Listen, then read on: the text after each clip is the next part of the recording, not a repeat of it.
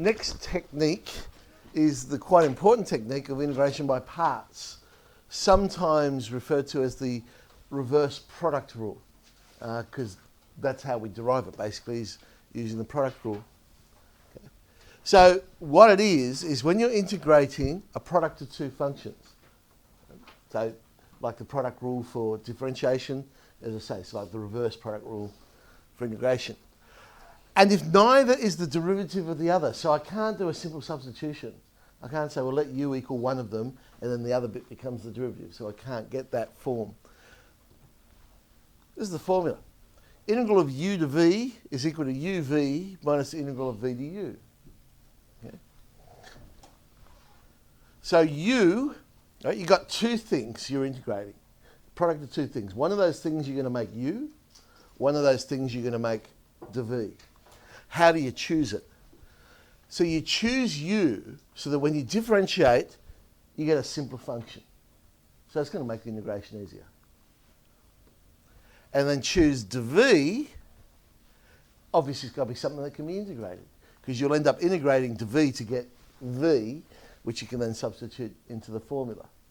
Okay? So sometimes one of those decisions might override the other. You might choose u, and yes, it makes it simpler, but then when you get to dv, you go, oh, hang on, I can't integrate that. So then you might be forced to use the other one as dv. So let's just look at a few. So x times sine x. Can't do it via a substitution, because if I made u equal sine x, then the u would be cos x, and there's no cos x there I can substitute into. So no good. So u I'm going to pick as x, because when I differentiate x, I'll get 1. Makes it simpler. If I had chosen sine x when I differentiated, I would have got cos x, and that's not really much simpler. It's pretty much the same thing. It's a trig function. So when I differentiate u, I get dx. dv, therefore, becomes sine x, which I can integrate. Integrate sine x, I get minus cos x. So we get uv, so minus x cos x, minus the integral of v du. So minus minus becomes a plus, v du cos x. And cos x is something that can be integrated quite simply. Integrate cos x, we get sine x, and there's our answer. I moved the sine x to the front just because I like the positives at the front there. So sine x minus x cos x would be our answer.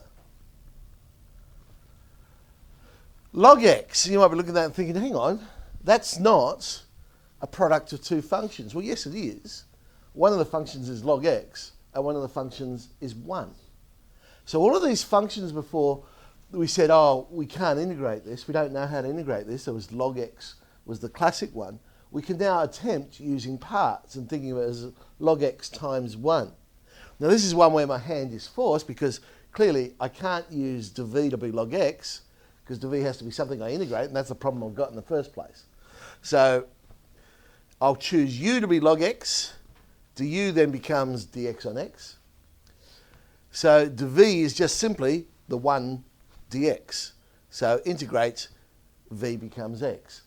So we get uv, which is x log x, minus the integral of v du. But this time when I multiply v with du, the x's cancel. I've simply got the integral of dx. Integral of dx is x. And there's that non-standard integral I said is good to memorize, x log x minus x. Now, reality in an exam, if they said to me just integrate log x, I'm just going to write down x log x minus x, because I know that's what it is. If they say do it by parts, well then okay, I've got to do all the working out and show them where I've got it from.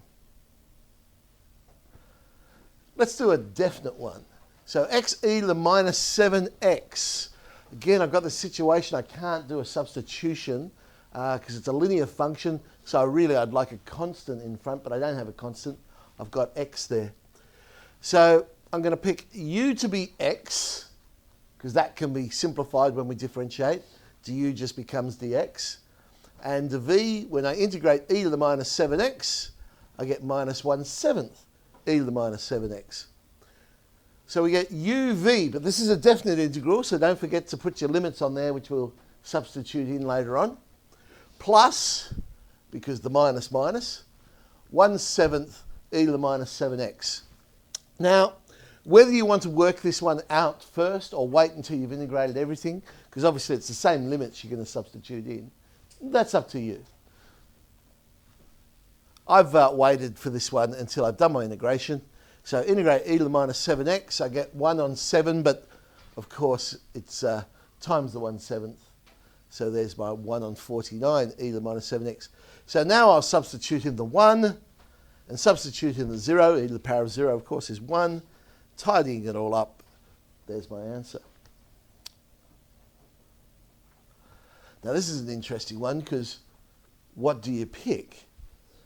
If I pick e to the x, when I differentiate e to the x, I get e to the x. Doesn't simplify it.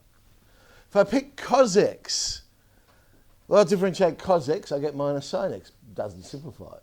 Oh, well, maybe I'll use the dv idea. It's got to be something I can integrate. If I choose e to the x for dv, yeah, I can integrate that. It's e to the x. Nice and easy. If I choose cos x, yeah, I can integrate that. So really, it looks like it doesn't matter which way I go with this one. So let's just pick one. So I chose u to be e to the x. I could have just as easily picked cos x for this one because neither function's going to make it simpler. So du becomes e to the x dx. dv is cos x. And so when I integrate that, I get sin x. And possibly the only reason I went that way was because I end up with all positives. I don't know. I mean, I had to make a decision. So that's the way I went. All right. So uv is e to the x sin x minus the integral of v du. And we've pretty much got the same problem I started with, but now it's a sin x instead of a cos x.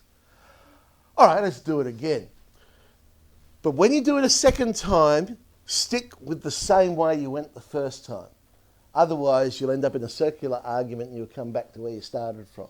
So now my hand's forced. For this integral, I'm going to do u equals e to the x. Du is e to the x dx. dv now is sin x. Integrate sin x, I get minus cos x.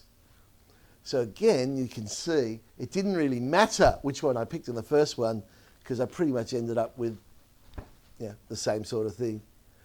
All right, let's sub in. I've got e to the x sin x, but now it's minus uv. So minus minus becomes a plus e to the x cos x. Minus integral of v to u, but that's minus, so I've got minus, minus, minus, back to a minus, the integral of e to the x cos x, and I'm back to where I started from.